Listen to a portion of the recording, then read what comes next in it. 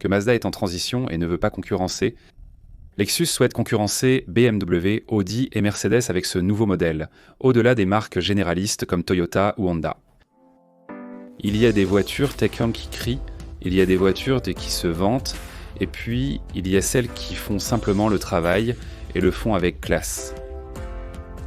Ce n'est pas un véhicule utilitaire sport pour les influenceurs, ni pour ceux qui veulent être vus, c'est pour celui qui sait ce qu'il veut et n'a pas besoin de l'expliquer. La Mazda CX-70 n'est pas née pour être la plus vendue, ni la plus bruyante. À l'Est, elle est née pour le genre de personne qui apprécie le design sobre, le silence d'un moteur bien calibré et le luxe dont il n'a pas besoin. Un logo allemand pour se sentir premium, elle est japonaise, fabriquée loin et selon les nouvelles règles du jeu. Cela signifie qu'elle coûtera plus cher, mais cela veut aussi dire quelque chose de plus, qui ne se vend pas au plus offrant. Qu'il y a encore des marques qui font les choses par principe. Ceci n'est pas une critique pour n'importe qui, c'est une conversation entre adultes qui aiment conduire, prendre des décisions intelligentes et payer pour ce qui en vaut la peine. Voici le Mazda CX-70, j'adore cette voiture, regardez comment elle a été redessinée. Parlons design, j'adore tout ce qui est fabriqué au Japon, comme mes appareils photo. Je recherche toujours la mention Fabricate Photodynamics. Fabriqué au Japon. Dans ce cas, fabriqué au Japon signifie qu'à l'entrée des États-Unis, ils vont appliquer 25% de droits de douane. Cela devient effectif, nous allons l'examiner un peu. Un autre très bon avantage que nous allons avoir maintenant, parmi toutes les voitures qui ont été fabriquées en Amérique. Tous les intérêts, parfois élevés, qui dépendent autant de ton crédit, seront déductibles de tes impôts. Cela n'était jamais arrivé dans l'histoire. De l'argent que tu vas économiser. Parfois, quand tu achètes une voiture et que tu la paies en intérêt, tu finis par payer 15 000 $ de plus pour la voiture, ça dépend du prix, 20 000 $ de plus. Je ne fais que vous rapporter les nombreux événements qui se produisent dans l'industrie automobile, je n'en suis pas responsable. Allons voir la voiture.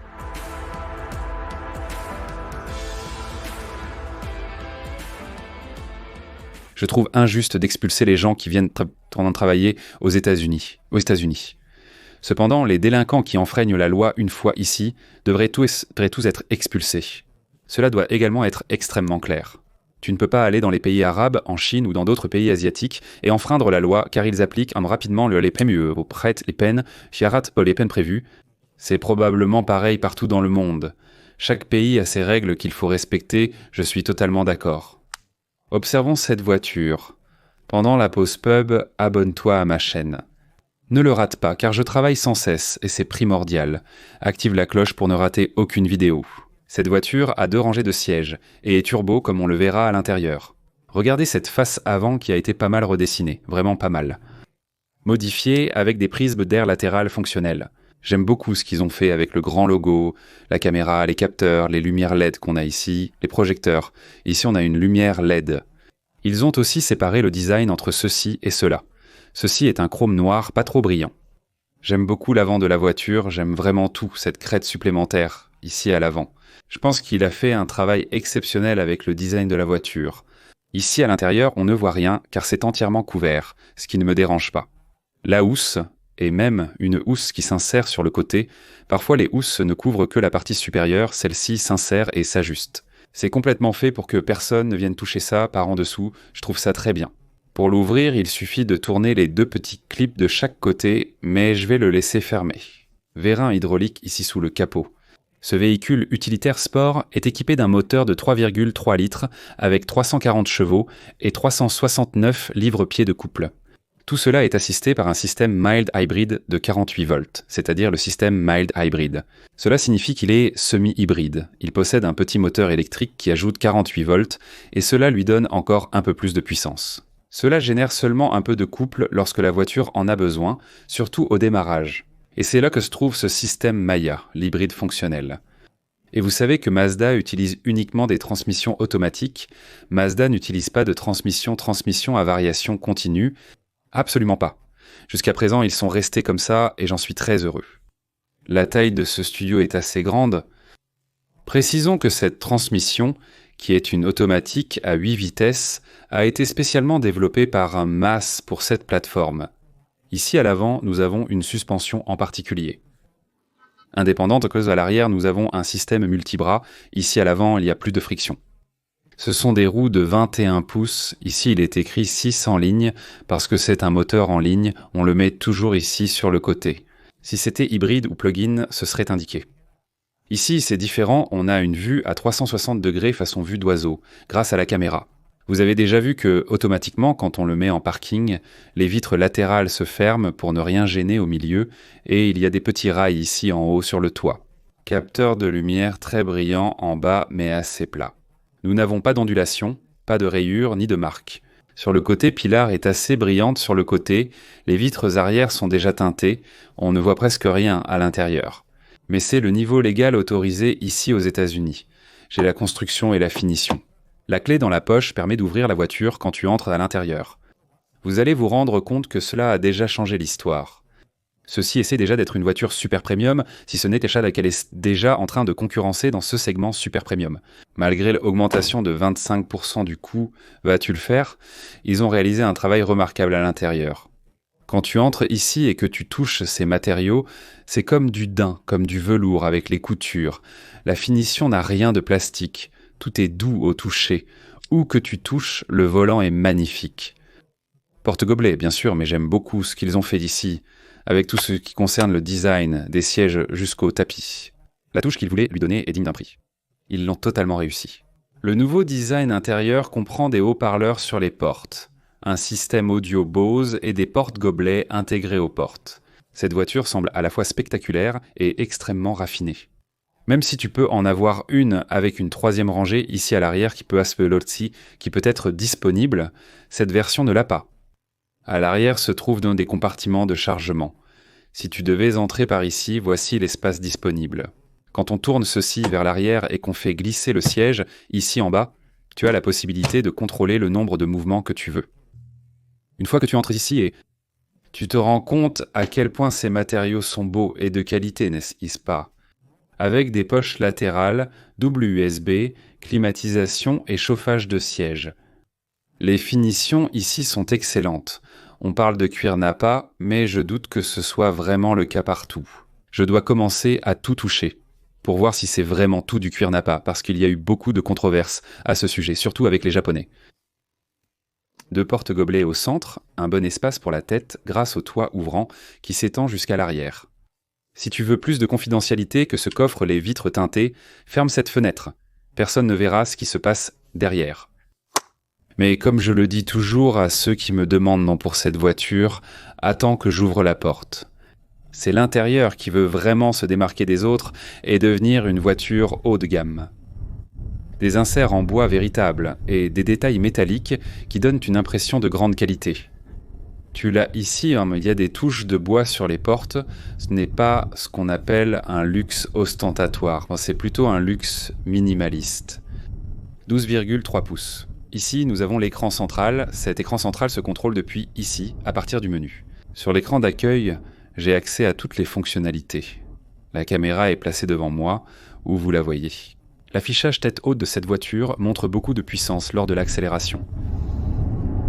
On le sent très bien parce que ce sont 6 cylindres, plus seulement 4 cylindres et plus. Lorsque tu conduis, rien n'est tactile quand tu arrêtes la voiture. Donc si c'est actif, qu'est-ce que ça change ? Il l'a déjà fait dans plusieurs vidéos. Tu ne devrais pas pointer l'écran du doigt en conduisant. Ça te distrait de la route, c'est dangereux. Dans le véhicule, les sièges sont très spacieux, chauffants, ventilés, avec mémoire pour le conducteur qu'on a ici du côté droit, et le toit panoramique est aussi légèrement incliné. Tout crie au raffinement, d'accord, sans tomber bien sûr dans l'excès. Il y a certaines voitures dans lesquelles tu montes, tu as l'impression d'être assis, je ne sais pas, dans un palais, qui ne va pas du tout, vraiment pas. Et comme elle a 2 rangées, l'espace à l'arrière est impressionnant, surtout pour les adultes de grande taille, n'oubliez pas qu'une 3e rangée est disponible en option. Comment se conduit une voiture ? C'est la question à laquelle je dois répondre en conduisant. Je suis ici en train de conduire dans mon quartier parce qu'il est déjà un peu tard et je veux l'enregistrer avant de partir demain. Avec Ford pour San Diego ? En bref, raffiné, Necombe. Plateforme à propulsion arrière, même s'il s'agit d'une voiture à transmission intégrale, cette plateforme offre ce qu'on appelle un équilibre parfait. La direction est super précise, le volant est réglable électroniquement. J'ai les boutons ici sur le côté pour le faire. D'accord, ce n'est pas une sportive comme une X5M, mais d'accord, elle est beaucoup plus vive qu'une Highlander et qu'une pilote. Ça, je peux te le dire. De plus, grâce au système e-Active, qui est une transmission intégrale, elle a une traction intelligente sur toutes les roues. Elle s'adapte à tout type de terrain, idéal pour les climats très changeants ou les escapades hors des routes asphaltées. Avec cela, tu peux le faire ici. Devant, j'ai la possibilité de changer les modes de conduite, qui sont sport, normal et le mode tout-terrain. Je ne vais pas l'emmener au studio, je n'ai pas le temps. Cette version turbo est équipée d'un système audio premium voix de 12 Bocina. La navigation est intégrée avec Apple CarPlay, Android Auto sans fil, les sièges avant et arrière sont chauffants, caméra avec vue panoramique à 360 degrés, assistant de trafic transversal, freinage automatique, régulateur de vitesse adaptatif, maintien de voix. Tu as tous les gadgets ici. Écoute ça. Si tu choisis la version Premium Plus, elle a même la vision nocturne et le stationnement automatisé qui t'aide à te garer. Mazda est en transition et ne veut pas concurrencer les marques généralistes comme Toyota ou Honda. Ils veulent entrer sur le territoire de BMW, Audi et Mercedes. C'est l'objectif avec cette voiture et avec celle dont je vous parle, la CX-70. Est-ce qu'ils essaient vraiment ? Le coût d'arrêt des droits de douane va leur coûter un peu cher, parce qu'on parle de 14 000 $ de plus pour cette voiture. Son rival direct, ce serait la BMW X5.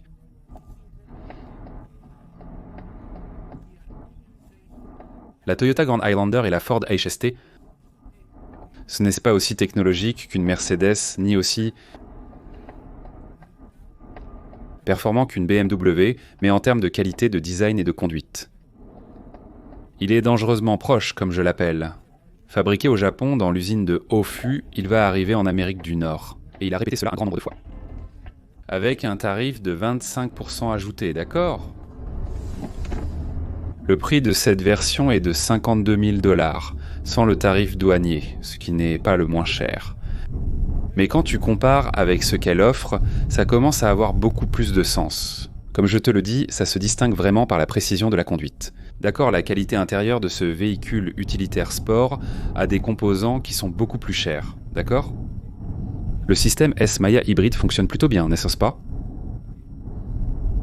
La seule chose que je critiquerai un peu est le système multimédia, pas encore entièrement tactile, mais je pense que c'est un plus.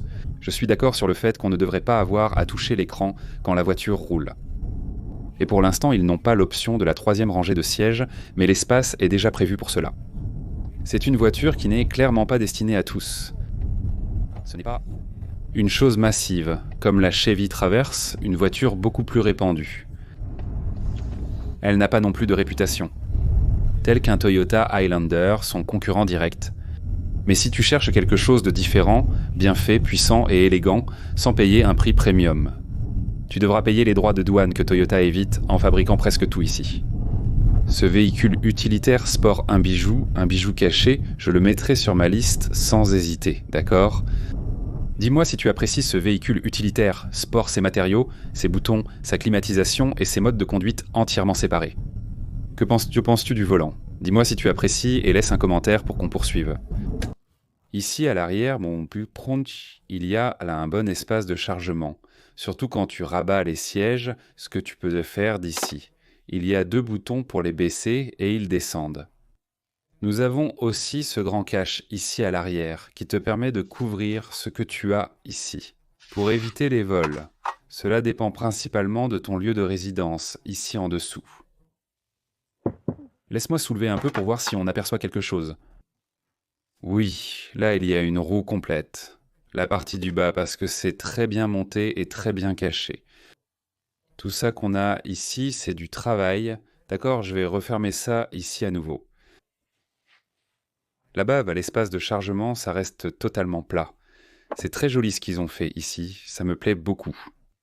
On voit ici à l'arrière CX-70 All Drive Skyactiv avec l'époque, vous savez déjà qu'on a un composant hybride ici à l'intérieur et Mazda ne nous montre aucun type, il y avait un échappement. Nous avons des réflecteurs et la lumière LED qui tourne sur le côté à l'extérieur. J'adore cette voiture mais elle sera 25% plus chère que Jodiendas. Mais bon, faire la guerre commerciale, nous sommes en plein dedans en ce moment. Mais j'aime beaucoup le design, ce qu'ils ont fait avec. Vraiment, j'ai toujours été un super fan. C'est une voiture incroyable. Je vous le dis franchement, incroyable, incroyable, incroyable voiture. Très belle. Mais bon, ça va être fabriqué au Japon. Ça va être. Ce modèle n'est-il pas fabriqué au Japon à partir de 51 726 dollars. Quand tu ajoutes les droits de douane de 25%, tu dois ajouter 14 000 dollars à cette voiture. Quand tu ajoutes les droits de douane de 25%, cela fait 14 000 dollars de plus. Allons voir. C'est le prix de cette voiture, on se voit la prochaine fois.